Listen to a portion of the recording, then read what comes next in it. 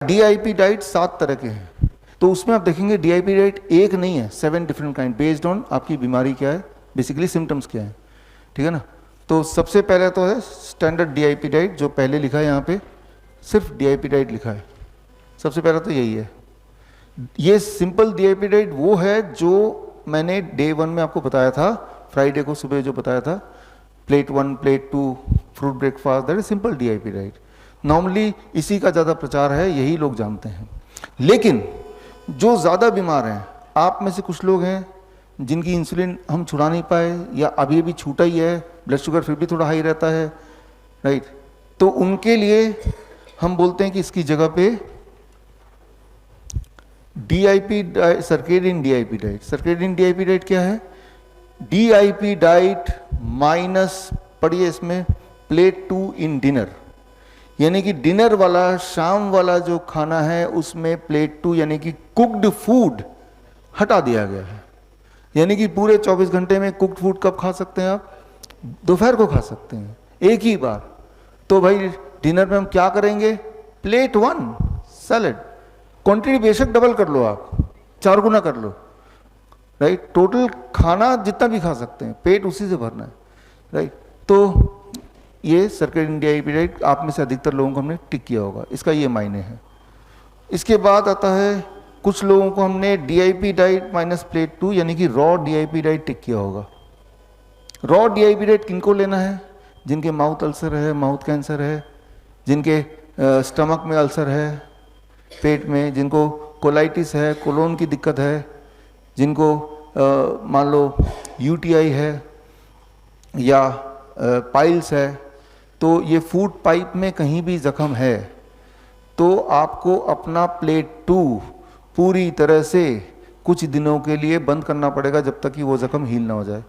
वो 5 दिन से लेके 25 दिन तक कुछ भी हो सकता है, डिपेंडिंग ऑन वो जख्म कितना बड़ा है, राइट।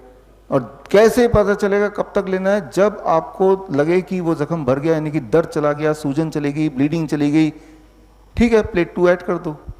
पहली बार जब प्लेट 2 ऐड करेंगे तो दोपहर को ऐड करो, फिर अच्छा लगेगा तो फिर शाम को भी ऐड कर लो, यानी कि स्टैंडर्ड डीआईपी डाइट में अपने आप को कन्वर्ट कर दिया, ठीक है ना। जिंदगी भर नहीं लेना है रॉ डीआईपी डाइट, ठीक करने के लिए लेना है, फिर आप नॉर्मल डीआईपी डाइट में आ जाएंगे। नॉर्मल डीआईपी डाइट में आने के लिए भी एकदम से जम करके नहीं आना है, पहले सर्केडियन डीआईपी डाइट कुछ दिन कर लेंगे, मान लो 10 से 15 दिन, फिर इस पे आएंगे, है ना। तो ये हो गया, कुछ लोगों को हमने रॉ डीआईपी डाइट टिक किया है।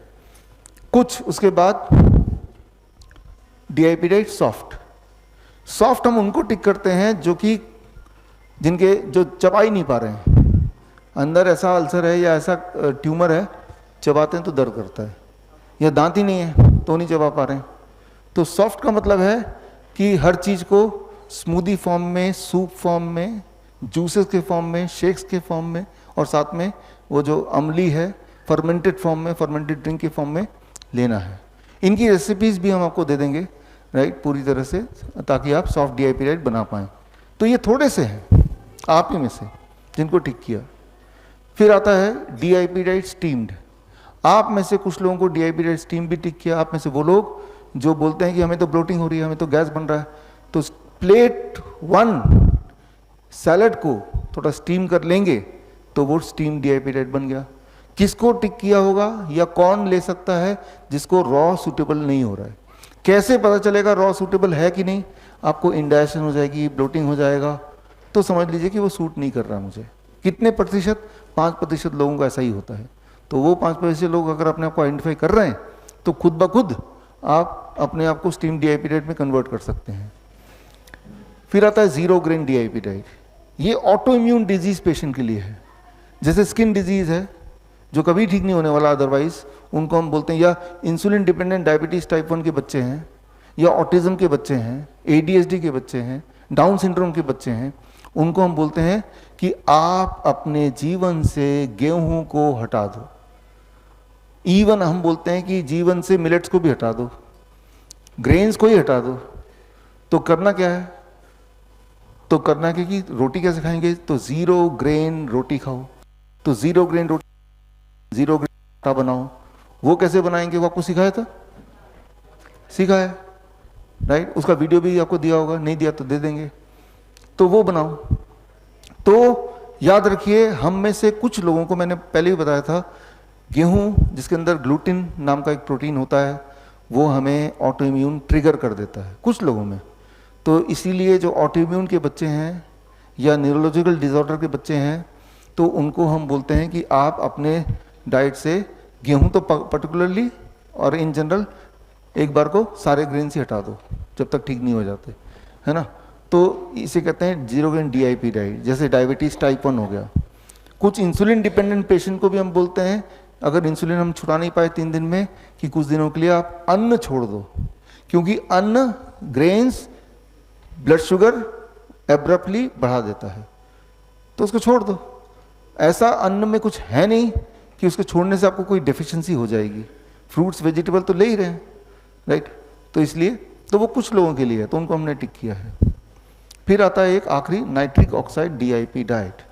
नाइट्रिक ऑक्साइड DIP डाइट क्या है कि जब ये खास तौर पे हम बोलते हैं जो insulin dependent diabetes type 1 type 2 patients को, कि इंसुलिन हम पूरी तरह नहीं छुड़ा पाए, ब्लड शुगर हाई जा रहा है, या जिसका भी ब्लड शुगर हम कंट्रोल नहीं कर पाए, वो मैंने आपको बताया भी था। DIP डाइट स्टैंडर्ड वाला ही है, लेकिन दिन में 3 बार पत्ते खाने हैं।